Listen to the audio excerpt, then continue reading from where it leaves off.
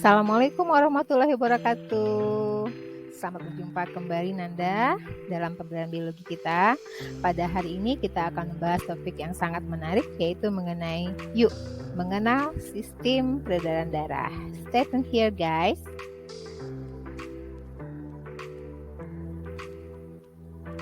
Nah, sekarang di depan kita bisa melihat gambar seseorang yang sedang memegang dadanya.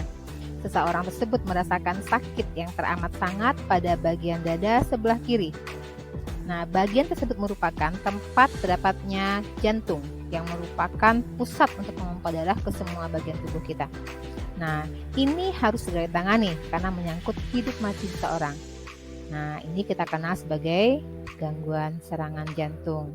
Nah, tentunya tidak satupun dari kita yang ingin terkena serangan ini.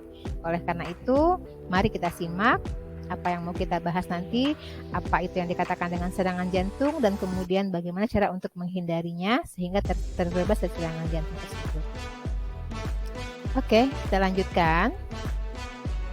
Nah, ternyata dalam tubuh kita ada yang namanya sistem peredaran darah. Ini berguna untuk mengedarkan oksigen, nutrisi, sisa metabolisme, karbon dioksida. Nah, darah juga menjaga untuk tubuh kita agar tetap stabil, dan kemudian juga membantu untuk penyembuhan luka dan mendukung kinerja beberapa organ lainnya. Nah, darah dalam tubuh kita yang kita lihat seperti benda cair sesungguhnya terdiri atas cairan darah yang dikenal sebagai plasma darah, dan kemudian juga sel-sel darah. Kita mengenal adanya namanya leukosit, eritrosit, dan juga trombosit. Masing-masing memiliki fungsi khusus.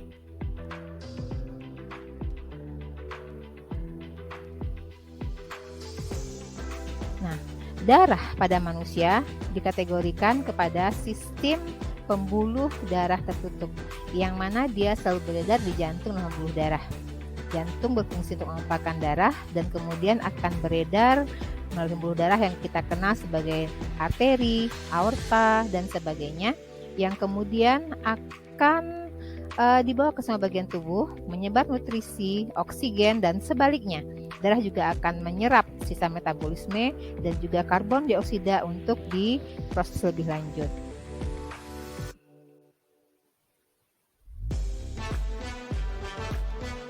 Nah, ini merupakan organ yang sangat vital bagi kita, yaitu jantung. Jadi jantung ada bagian ruangan jantung yang terdiri atas serambi jantung dan kemudian juga bilik jantung. Serambi jantung berfungsi untuk menerima darah dari semua bagian tubuh, sedangkan bilik jantung berfungsi untuk mengompakkan darah ke bagian tubuh. Di samping ruang jantung, jantung juga memiliki sekat untuk menjaga agar aliran darah berlangsung satu arah.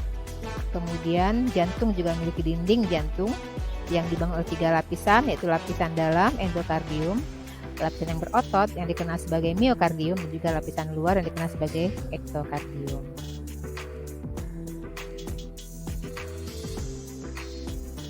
Nah, darah selalu beredar di pembuluh darah, gitu ya.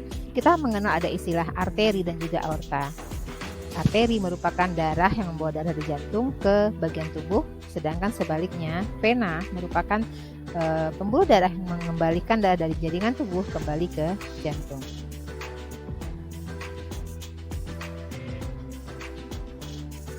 Nah, siklus jantung untuk bekerja kita kenal memiliki 2 irama. Yang pertama yaitu sistol, yaitu tekanan waktu darah meninggalkan jantung. Itu tekanan normal darah kita adalah sekitar 120 mmHg. Dan sebaliknya, di saat darah kembali ke jantung, tekanannya akan terdeteksi, dikenal sebagai diastol. Tekanan diastol normal adalah 80 mmHg.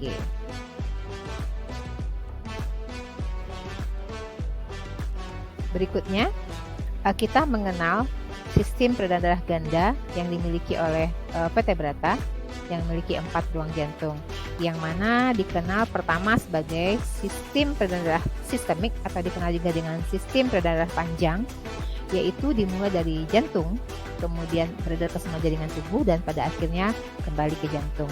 Yang kedua yaitu sistem peredaran darah pendek atau pulmonar. Nah, ini lalu lintasnya dari jantung dibersihkan di paru-paru, dan kemudian dia menuju kembali ke jantung dan siap untuk diedarkan ke semua bagian tubuh yang lain. Nah, gangguan untuk peredaran darah sangat banyak sekali, Ananda. Di antaranya ada 10 macam seperti yang kita lihat. Ada yang namanya anemia, thalassemia, hemofili, siklemia, dan juga hipertensi. Ada juga gangguan jantung yang dikenal sebagai jantung koroner, leukemia, arteriosklerosis, dan juga aterosklerosis serta angina. Nah, silahkan nantinya setelah menyaksikan video ini, Ananda ketik jawabannya di kolom chat dari YouTube kita. Nanti Ibu akan cek setelah Anda mengisi di kolom tersebut.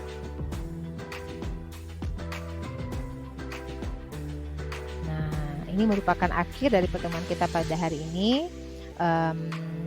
Silahkan nantinya setelah Anda memahami bahan ajar, menonton rekaman video ini, nanti Anda akan bisa melakukan uji kompetensi Anda. Silahkan diklik pada link https://3xt/si0 dan juga D.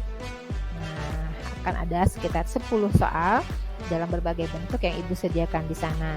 Usahakan nilai Anda mencapai ketuntasan di atas 75. Oke, barangkali sampai di sini materi kita hari ini. Kita akan sambung lagi mengenai darah pada pertemuan berikutnya. Sampai jumpa.